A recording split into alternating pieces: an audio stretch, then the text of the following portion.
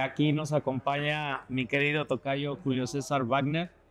Él es un experto en lo que es mantenimiento, confiabilidad y gestión de activos. El día de hoy nos habla sobre lo que es la técnica del árbol de falla simplificado. Me gustaría que nos pudiera compartir un poquito más. Primero que se presente, que nos platique quién es Julio César Wagner y ya después vamos entrando poco a poco con algunas preguntas más Vale. técnicas. Bueno, Julio César Wagner, yo soy ingeniero mecánico y ya tengo cerca de 25 años en la industria, siempre en temas de mantenimiento y confiabilidad y dedicado a los temas de consultoría hace algo más de 10 años, previamente empezando con temas en la academia, universidad, y digamos que ahí un poco empezó como el gusto por los entrenamientos y por la formación que luego se convirtió en consultoría a raíz de la misma dinámica que se ha venido dando. Siempre muy interesado con el tema de la normativa técnica en mantenimiento, que no era muy común hasta hace algunos años, empezar a vincular normas para soportar decisiones en mantenimiento, que ayudó mucho con el concepto de gestión de activos y 55001. Entonces ese ha sido un proceso en el que hemos venido trabajando y fue parte de lo que se sustentó, cómo algunas normas ayudan a soportar ese tipo de decisiones. Un poco como la introducción. Perfecto.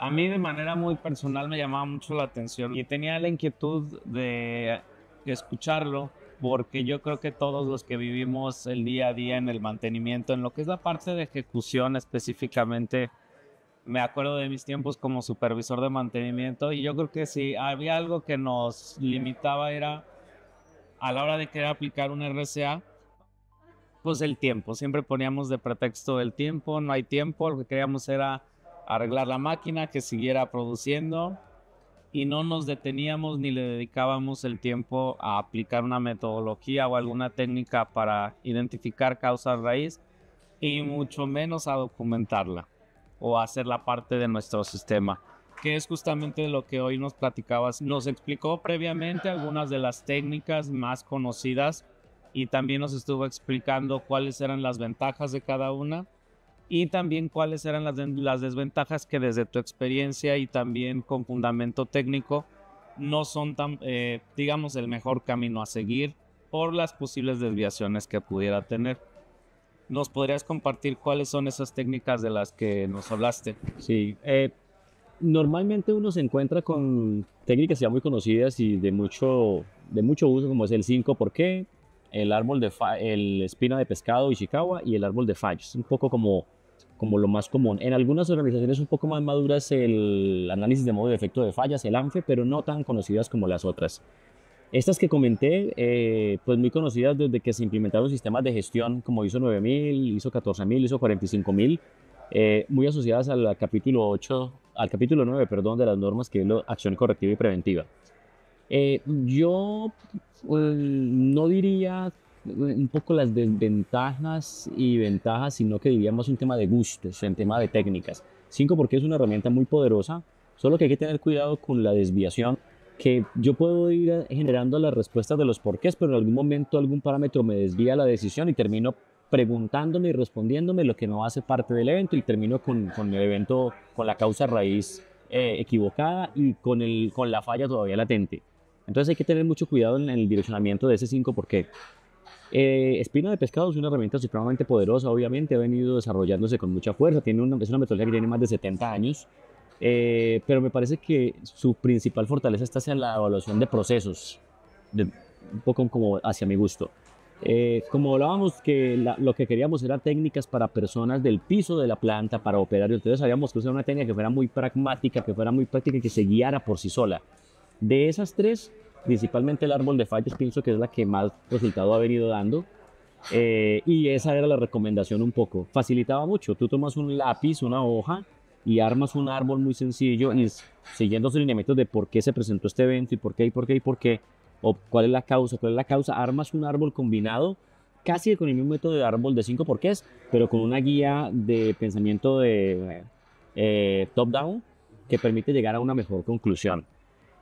Obviamente, hay organizaciones que han venido trabajando muchísimo tiempo la espina de pescado y está muy generalizado. y les queda más fácil continuar con ello, está bien. Lo importante al final, el mensaje era: utilicemos las herramientas de análisis de causa raíz para que el personal del piso de planta, el mecánico, el eléctrico, el operador, empiece a vincularse con el análisis de fallas y haga parte del análisis y nos ayuden con el análisis. Desde mi práctica y por el método con el que yo me siento más cómodo es con el árbol de fallas, inclusive para eventos simples como para eventos complejos. Y de pronto esa familiaridad que tengo con el método hace que cuando lo tenga que proponer para un caso, digamos, de entrenamiento a piso de planta, pues sea muy fácil explicarlo y allá haya encontrado un poco más de ventajas y desventajas. De más ventajas que desventajas. Un poco como desde ahí. Ahora, hay organizaciones que deciden irse con un ANFE. Felicitaciones. Hay que tener un poquito más de paciencia, hay que invertir un poco más de tiempo y recurso.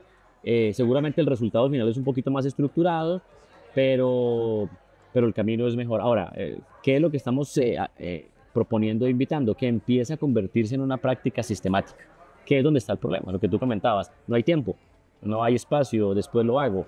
Eso es lo que hay que vencer, digamos. Entonces, independiente de la técnica, para mi gusto, árbol de fallos, para el gusto de otras organizaciones y otras culturas, el 5 por qué o la espina de pescado, el tema es que se venza la inercia y que empiece a hacerse el análisis desde el fundamento de las personas. ¿Cuáles serían entonces esos puntos clave o aquellos consejos que tú le darías a una persona que quiere implementar una metodología de análisis de causa raíz, establecerla dentro de su sistema y para que realmente funcione?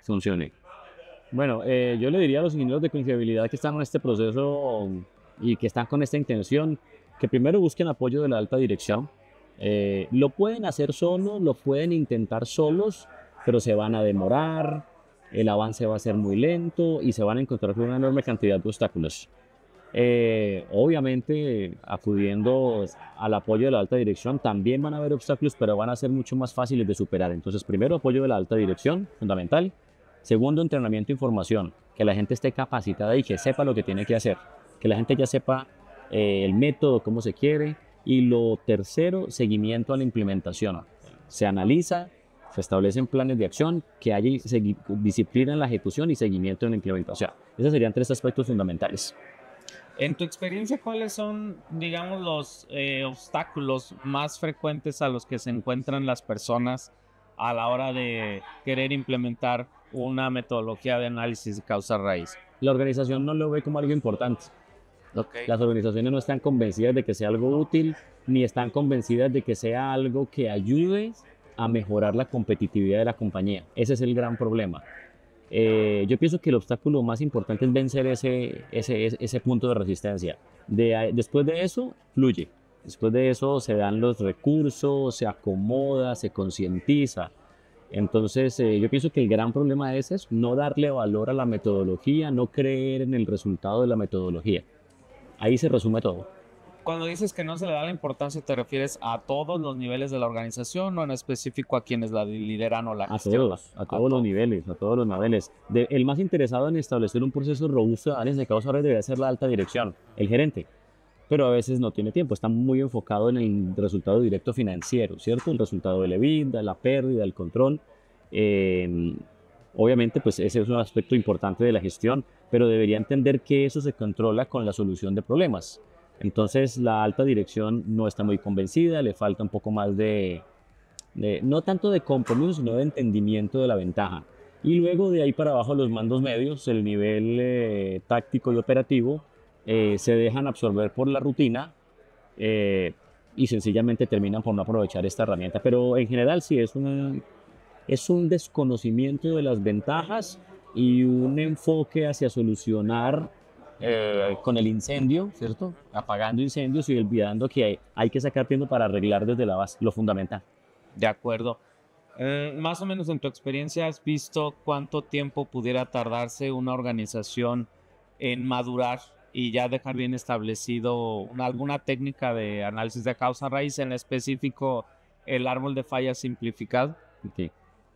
Yo he tenido la oportunidad de acompañar a algunas organizaciones y una de ellas, por ejemplo, con una ya llevamos cerca de 7 años acompañándolos en el proceso de entrenamiento permanente y sigue todavía haciendo cosas y sigue entrenando y reentrenando, hay algunos bajones y vuelve y sube, pero ya hoy en día ha logrado ubicarse en un top de indicadores de clase mundial. Un proceso de 7 años. Ahora, no hay que esperar 7 años. Hay otro ejercicio, hay otra compañía con la que empezamos en un nivel totalmente reactivo hace cerca de 2 años y hoy ya empieza a recoger los frutos de ese proceso de análisis de causa-raíz un poquito más consistentes. Entonces, desde que empezamos a trabajar con el método, a entrenar la gente, a hacer que se implemente, claro, se empiezan a ver algunas victorias tempranas y eso le empieza a dar mucho oxígeno al ejercicio. De acuerdo. Pero un resultado sostenible, que uno ya vea que tiene constancia, que tiene cadencia, más o menos entre 18 y 24 meses. 18. Excelente. Vuelvo y repito, importante, no quiere decir que tengamos que esperar ese tiempo. Se van recogiendo victorias en el camino y se va madurando. Entonces eso hace que en la medida en que la compañía se emocione con el resultado, va agrandando su proceso, entonces va haciendo que se madure mucho más. Pero un resultado medible que uno diga ya es parte del proceso, ya es del ADN de la compañía, entre 18 y 24 meses. Excelente, se me hace un tiempo bastante razonable considerando que son personas al final las que están aprendiendo y se están comprando la idea de aplicarlo. Y que hay que volverlo un hábito, ¿no? Claro. Que hay que cambiar una cultura, cambiar unos conceptos, volverlo una rutina, ¿cierto? Entonces al final no termina siendo mucho tiempo y además que a partir de ahí empiezan a haber una recolección constante de frutos. Es más o menos un tiempo constante. Por ahí debe estar.